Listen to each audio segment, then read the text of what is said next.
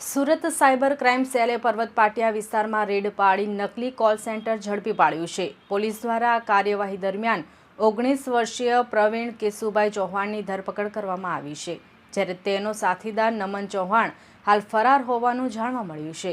Police ફરાર આરોપીને શોધખોળ શરૂ કરી છે। આરોપીઓ મેટા, ફેસબુક અને ઇન્સ્ટાગ્રામ પર આકર્ષક જાહેરાતો મૂકી લોન લેવા ઈચ્છુક લોકોના ડેટા મેળવતા હતા। કોઈ પણ ઇન્કમ પ્રૂફ વગર માત્ર 24 થી 48 કલાકમાં 5,000 થી 5 લાખ રૂપિયા સુધીની લોન અપાવવાનો લોભ આપતા હતા। ત્યારબાદ ગ્રાહકો પાસેથી રૂપિયા 799 થી 999 સુધીની પ્રોસેસિંગ ફી QR કોડ મારફતે એડવાન્સમાં વસૂલવામાં આવતી હતી।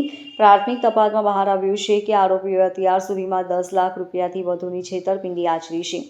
પોલીસને રેડ દરમિયાન લેપટોપ, મોબાઈલ ફોન, 37 નોટબુક અને અનેક સિમ કાર્ડ સહિત કુલ 55,000નો મુદ્દામાલ કબજે કર્યો છે।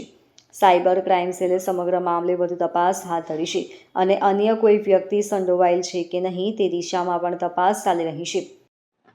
સુરત શહેર સાયબર ક્રાઇમ સેલ દ્વારા ગઈકાલે એક પર્વત પાટિયા ખાતે એક રેડ કરવામાં આવી હતી, જેમાં એપિક ફાઇનાન્શિયલ સર્વિસ નામની એક ઓફિસ ચાલતી હતી, જેમાં અમે લોકોને બાતમી મળી હતી કે ત્યાં એ લોકો લોન મળી જશે 1 થી 2 દિવસમાં એવી ખોટી લાલચ આપી લોનની પ્રોસેસિંગ ફી લઈ લેતા હતા કસ્ટમર્સ પાસેથી અને એમને લોનની પ્રોસેસિંગ નહીં કરતા હતા। એવી રીતે બાતમી મળતા અમે લોકો ત્યારે જ્યાં રેડ કરી તો ત્યાં એક સંચાલક અને એના સિવાય 6 ટેલિકોલર્સ ત્યાંથી મળી આવ્યા અને પૂછપરછ કરતા, તપાસ કરતા અને તમામ ડોક્યુમેન્ટ જોતા ખબર પડી કે એ લોકો 5 થી 5 લાખ રૂપિયા જેટલાની લોનની વિશ્વાસ આપતા હતા કે 1 થી 2 દિવસમાં ઝડપથી અમે લોકોએ પ્રોસેસ કરાવી દઈશું અને એવી વિશ્વાસ આપીને સામેવાળાથી 799 અને 999 રૂપીઝ લોન પ્રોસેસિંગ ફીના નામે લઈ લેતા હતા અને પછી એમની લોન નથી પ્રોસેસ કરાવતા હતા।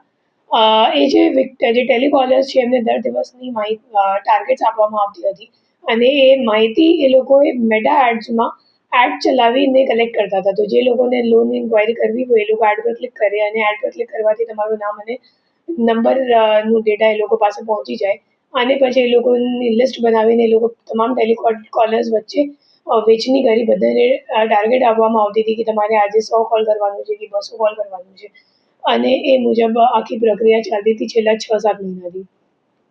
કેટલા આરોપી અત્યારે એક જ આરોપી પકડાયો છે અને બીજો જે આરોપી છે એ હાલ નાસ્તો કરતો છે।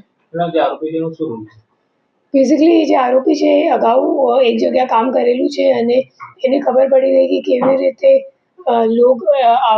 મતલબ એક લોન એજન્ટ તરીકે કામ ચાલુ છે હાલ માર્કેટમાં।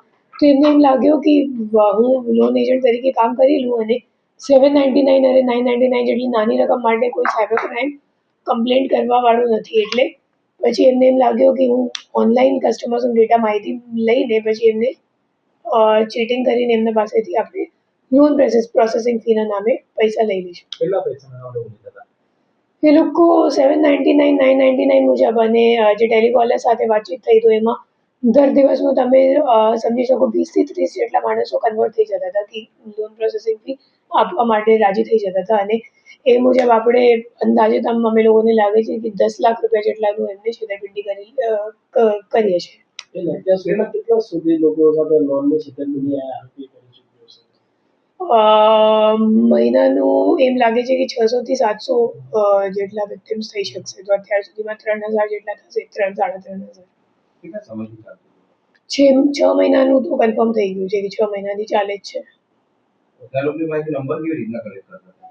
મેટા એડ્સ પર એડ ચલાવતા હતા અને જેને લોન જોતું હોય એ લોકો એડ પર ક્લિક કરે તો એમનું નામ અને મોબાઈલ નંબર એમને મળી જાય। પછી એ મોબાઈલ નંબર આધારે એ લોકો ટેલિકોલર્સ મારફતે કોલ કરાવતા હતા કે તમે હવે એમને કોલ કરીને એમને કન્વિન્સ કરીને એમની પાસેથી લોન પ્રોસેસિંગ લઈ લો। Bureau report LK star news, Surat.